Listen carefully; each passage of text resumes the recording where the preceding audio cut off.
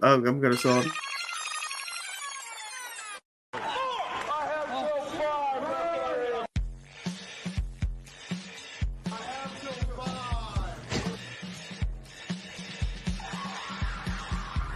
Hall of Famer Tito Santana, hoping to give. Hello, hey guys, just 10 here with your 5 wrestling. What's your opinion? And something like that than I have ever found.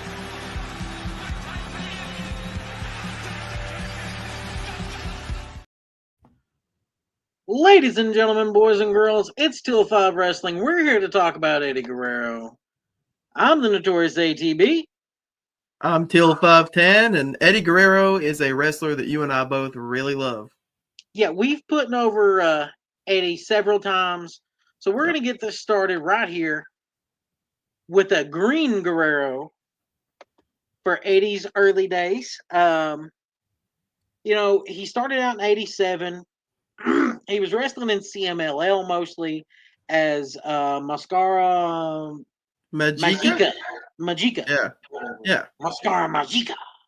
He hated it, despised it, ends up going to AAA, ditches the mask, says he doesn't need it there, starts hanging out with Art Barr and Louis Piccoli, and ends up going to New Japan, where he does wear a mask.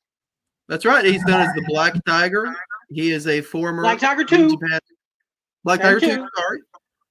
He is the former New Japan Pro Wrestling Junior Heavyweight Super Grade Tag League Champion. With the great Sasuke. If you could, that's a mouthful, huh? Yeah, well, that's those Japanese titles. He also won the Best of the Super Juniors in '96 with that gimmick. Eddie had a really good beginning in wrestling. Like immediately, 87 dude is taken off. Within 10 years, he's on national television. Now, if you're somebody that's looking to take off a new home that you're working on, we suggest you go talk to our sponsors at Stover's Liquidation at 481 Tulsa Road in Oak Ridge, Tennessee at 37830 is the zip code. If that's close to you, go see them there in person. They're open until 6 p.m. Monday through Saturday. They are closed on Sundays. They're available 24 hours online at www.stoversliquidation.com. They have liquidation and wholesale home improvement items and products such as flooring and new bathroom necessities, new cabinetry, all sorts of fun stuff. Stover's is just the place for all of your home improvement needs. Go see them in person. Tell them that Till 5 sent you, and make sure that you ask for Dolores. Give her a big hug. She loves That's it. right. She's a hugger. Now, let's talk about the look that Dolores will have if you come up and hug her right there. Gringo Guerrero, when Eddie was in the States the first time at first. That's right, man. He made his U.S. debut in my personal favorite company, Extreme Championship Wrestling. Actually, when it was Eastern Championship Wrestling. And he won the ECW World Television Championship not too long after being there. Had some great matches with, of course, Chris Benoit, Dean Malenko, Now, Art Barr was supposed to come with him, but Art passed away like 2 weeks before, or a week after the Worlds Collide event, I think it was. Yeah. Heart attack, likely due to drugs. I honestly didn't know that Louis Piccoli was part of that little group. I didn't either. So that's he was kind of like their underling, apparently, and that fits. That made perfect sense. Eddie ended up, didn't he develop the Frog Splash as kind of a tribute to Art? He did. He started doing that as a tribute to Art, and of course, we're still using arm bars and stuff like that. Arm bar. Arm bar. Well, then he moved to WCW because one thing about Eric Bischoff. He came into WCW and he was kind of teased as being important, but they didn't really know how to push Eddie. They gave him the U.S. title, had a fun run with it. If you look at the graphic there, you've got that era of Eddie. But then Eddie kind of transitioned into a trailblazer. That's right. he trimmed down. He started the LWO. Grew his hair out. Yeah, he got the mullet going. Yeah. Eddie became a star. The way that he'd walk around with the belt just kind of draped over his shoulder, it was so much fun. That nonchalant attitude. Eddie had an aura about him that like you couldn't exactly put your finger on it, but you knew Eddie was a big deal anytime he walked into a room. Yeah. Do you remember how the LWO thing started? I don't. So Eddie and Bischoff got into an argument backstage, and Eric's coffee spilt on Eddie's pants. Yeah. Well, the rumor mill turned that into Eddie got coffee thrown on him by Eric. So Eddie comes out a couple of weeks later and talks about how he's disgruntled and tired of being treated like crap, just like all of the other LWO members come marching out. Yeah. And that was the start of it. The whole thing was about getting a group of guys to get Eddie wins. But it worked, man. You saw this new version where you loved how dirty this dude was. Yeah, man. I really did. He was great. You had Chavo Guerrero running around with the Eddie Guerrero is my favorite wrestler. He was mentally breaking Chavo. Yes. Well, and the thing is, those two guys have been working in a ring since they were like 10 years old. So they together. were perfect together. Yeah, they knew how to work. It was so much fun seeing all of that era of Eddie. And if WCW had been smart, they would have pushed him. Yeah, they should have pushed him higher. They should have. That match with Rey Mysterio at Halloween Havoc 1997. How many times do me and you have to talk about that match? Man, you want to know how dastardly Eddie Guerrero is? Ripping the mask off at Halloween Havoc, trying his best to rip that damn mask off Rey Mysterio's face. Man, that's such good stuff. It was, and the mask done like at the time the Phantom movie had just came out, and that's what Ray had done his suit like. Oh, so dude, what a great suit, iconic. Yeah, that match was. I feel like any person who sees that one falls in love with Eddie. Yep. And that's when he became the Trailblazer. So then WCW didn't really want to push the man like he should have. So he, along with his best friends, makes a jump over to the WWE where they do start pushing him like they should. Yes, they do. And we get to the Latino Heat era. Probably the most famous era of Eddie. Yeah. He really gets to show his comedic stylings here. Yeah. Anytime you hear Latino Heat, you know it's Eddie. Yeah. And the thing is, you can say Eddie and people don't know that it's Eddie Guerrero. Yeah. But you say Latino Heat. And they know exactly who you're talking about. You want some Latino Heat? Latino Heat. Man, his run with Chyna, I thought was epic.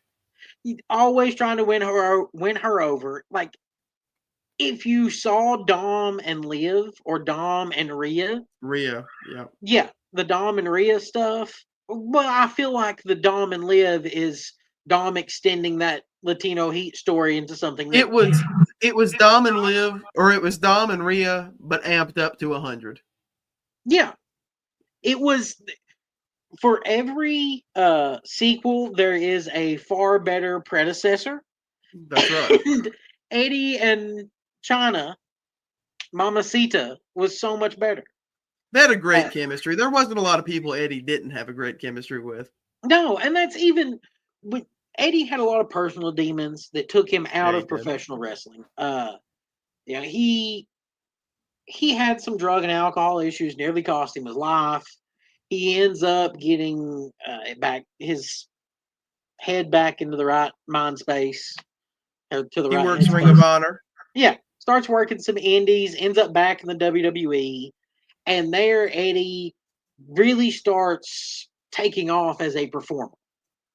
Yeah, this is where it happens. Yeah, and that is where Eddie really, he just kind of, it's like he had to go away for a little Guerrero improvement. Now, come on, Dan. If you're somebody. Shameless. If you're somebody that needs to do some improvement, maybe you should You should go down to our good friends at Stover's Liquidation. They've got liquidation and wholesale home improvement truckload quantities available at www.stoversliquidation.com. You can go visit them at 452 West Broad Street in Cookeville, Tennessee, or you can give them a call at 931-526-2591. They are closed on Sundays, but hey, they're open 24 hours online. Check them out anytime and tell them Till 5 sent you. All right. Hey. Now, sorry. We're going to finish this off. We didn't want to do a regular Eddie Guerrero retrospective. If you want that, Cultaholic has it. There's about 800 different Eddie Guerrero retrospectives. WWE's got a few DVDs out. Yeah. You can stream it on Peacock at this point, is my point. Lots of points there. So But it's all made up and the points don't matter. That's life in general. Yeah. Eddie was kind of the golden Guerrero. He won the belt everywhere he went. Yep. Looking at Eddie for yourself, what is the highlight of your Eddie Guerrero career? Tell me, you've heard me ramble here for almost 10 minutes. Man, for me as a fan, looking back on my childhood, when I think of Eddie Guerrero, I go all the way back to WrestleMania 20. Not only the match that he had, we can all talk about the match he had. He won. It was amazing. But I love the psychology of the untying of the boot early on in the match. He and Angle had a great chemistry. I should have mentioned that. Kurt Angle. Yeah, it was a great chemistry that they had. The closing of that show, that scene of those two guys. That scene of Benoit and Eddie. I know that'll, I know.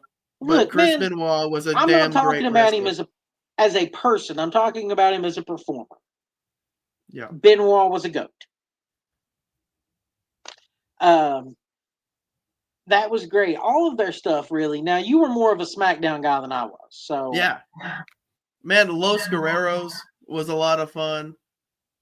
Him screwing around and teaming with Tajiri for a little bit was a ton of fun.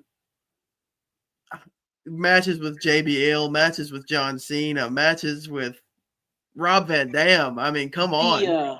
The JBL, was it a bull rope match or just no holds barred? They had a bull rope match. At Judgment Day. Yes, sir. That bloodbath. Yes, it was.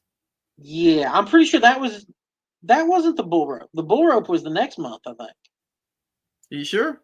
I thought it was. I might be wrong, but I thought it was. You're the notes guy. I'm just here to do color, so whatever. If it's not, then it's not. Man. But that match was always great. What's the matter? I feel like if you look back, Judgment Day 2004, Eddie Guerrero and JBL,